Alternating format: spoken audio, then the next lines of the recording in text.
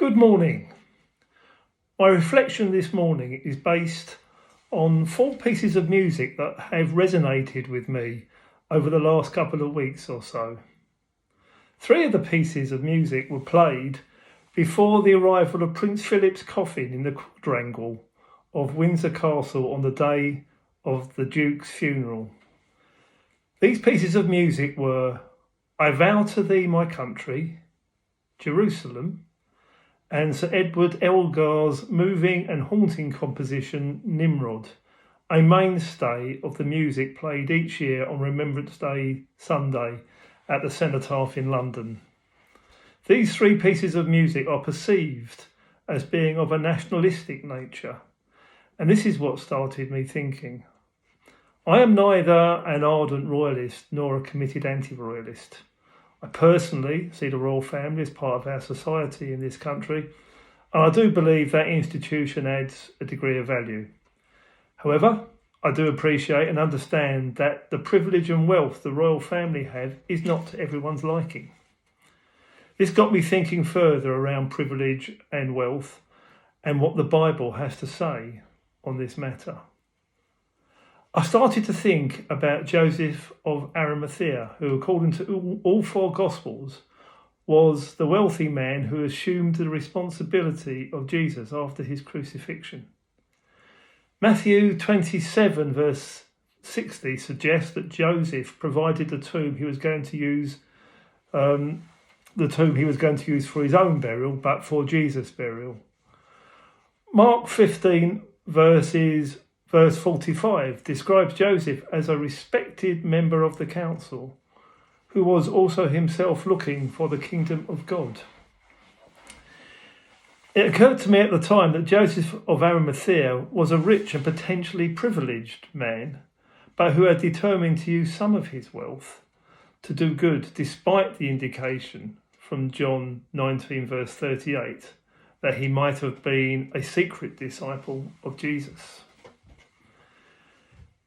There is, of course, a connection between Joseph of Arimathea and William Blake's poem, Jerusalem, which together with the music I've already referred to comprise the famous hymn.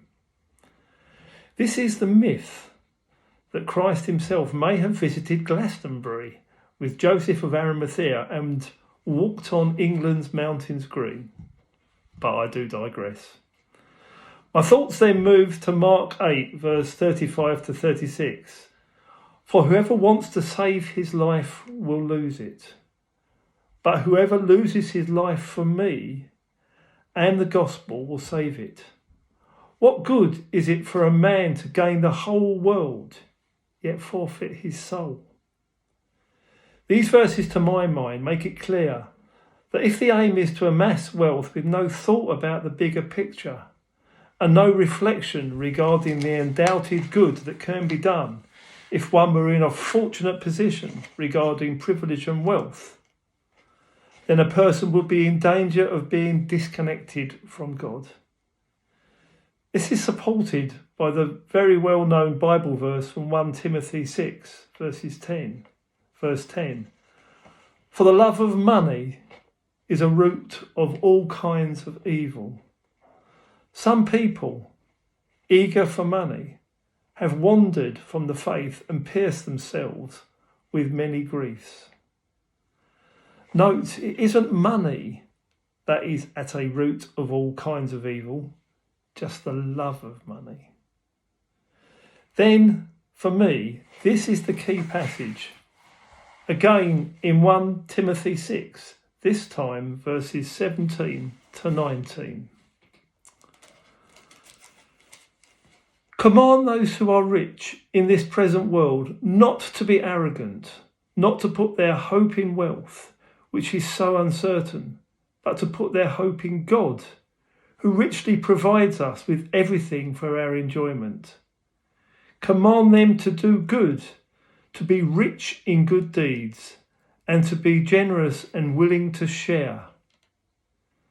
In this way, they will lay up treasure for themselves as a firm foundation for the coming age, so that they may take hold of the life that is truly life. To me, this is saying, simply put, if you are fortunate to be given wealth and privilege, ensure you recognise how fortunate you are and do your best to share and use the resources you have for the benefit of others. I mentioned right at the start of this reflection that the actual reflection was inspired by 4 pieces of music, but I have only mentioned 3.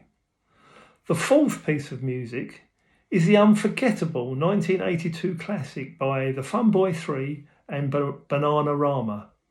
It ain't what you do, it's the way that you do it.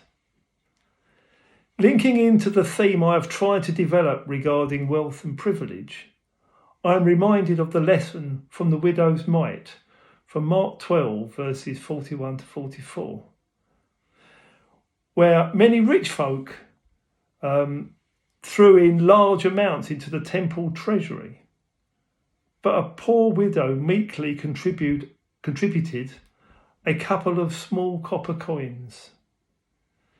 Jesus commented that the poor widow had put more into the treasury than all the others. The rich folk gave out of their wealth, but the widow contributed everything she had to live on.